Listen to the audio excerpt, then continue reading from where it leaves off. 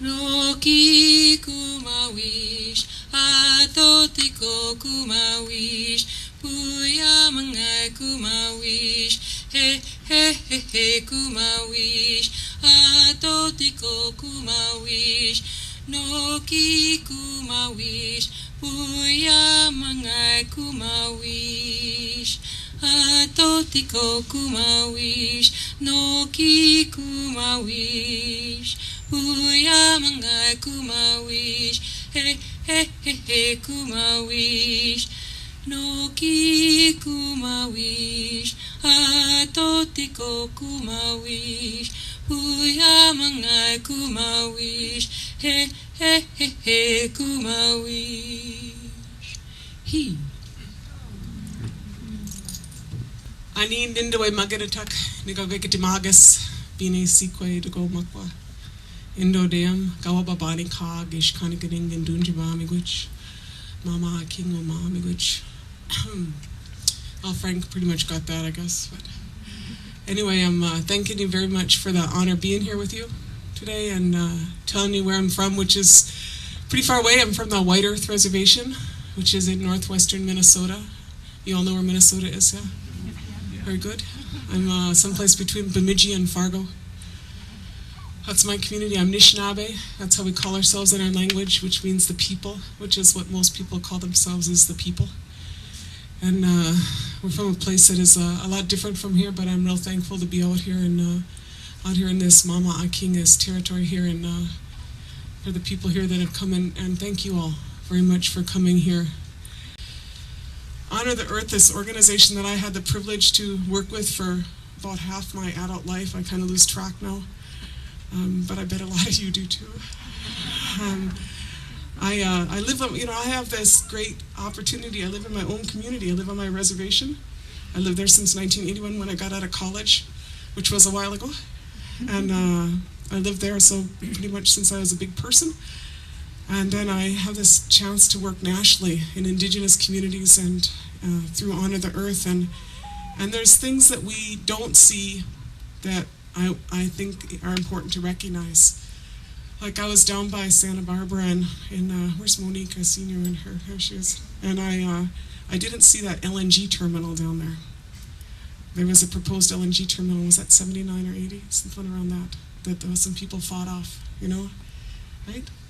And I was out in the Black Hills at Bear Butte this summer, and they didn't have any more biker bars going up the side of Bear Butte. I didn't see that. I didn't see those bars there, And then I was at Northern Cheyenne this winter time, and the girls and I are out there many times. And they didn't have all those coal bed methane wells there because those people voted them down. Fought for 30 years against coal strip mining, and there's no coal bed methane wells up there. I went down to this reservation, actually Amy and Emily and I were down there. Skull Valley Go Shoot, that's one remote place, huh? It's really kind of scary going down there. There's really a lot of odd military things right that surround it there in Utah. And for 10 years, that's one of the poorest and toughest communities I've ever been in. They fought a nuclear waste dump. They fought the whole nuclear industry for 10 years. And there's no nuclear waste dump there. That's the kind of thing that I think that we as a movement need to, I don't know what that ad is that someone should give us, but that says, these are things that didn't happen, and look, it is still beautiful there because someone put their voice to it. Someone stood up. Someone said, you can't poison me. You can't put that here. And we have a right to live with some dignity. We have a right to be wealthy. Because wealth, I think wealth is not just about money. Wealth is about if you have the ability to live in a dignified life, where you can speak your language, you can eat your traditional foods, you can have your own ceremonies, you can have some security that which your ancestors fought for is not going to be obliterated. That's what wealth is to me. We were talking about it this morning because we were reading a newspaper here. Oh, we do read every once in a while. And it was talking about the richest counties and the poorest counties. Up here, I'm thinking they're doing pretty good. Is that right? Now, technically, we live in the poorest county in the state of Minnesota. Our community, our reservation, but we're wealthy. because we have our language, we have our wild rice. You get to eat some of that wild rice tonight, and it's not genetically engineered. That's what we did here with Hans last time we were here. We fought off this genetic engineering, and we're still fighting them. We have our water, we have our lakes. We know who we are. We know who we are.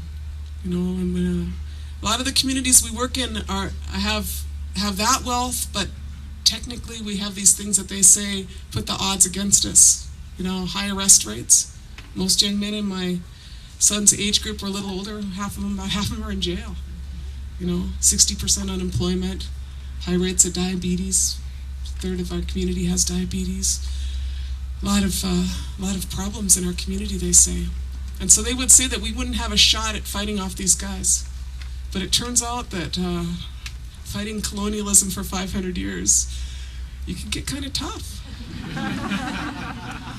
And at a certain point, you just say, that's enough. That's enough. You can't do it. You know, and so these communities you see out there that we work with, they fight off coal, the biggest energy corporations in the world. They fight them off for 30 years. Or they fight off these, you know, nuclear waste dumps. That's because we know what we're fighting for. We know that.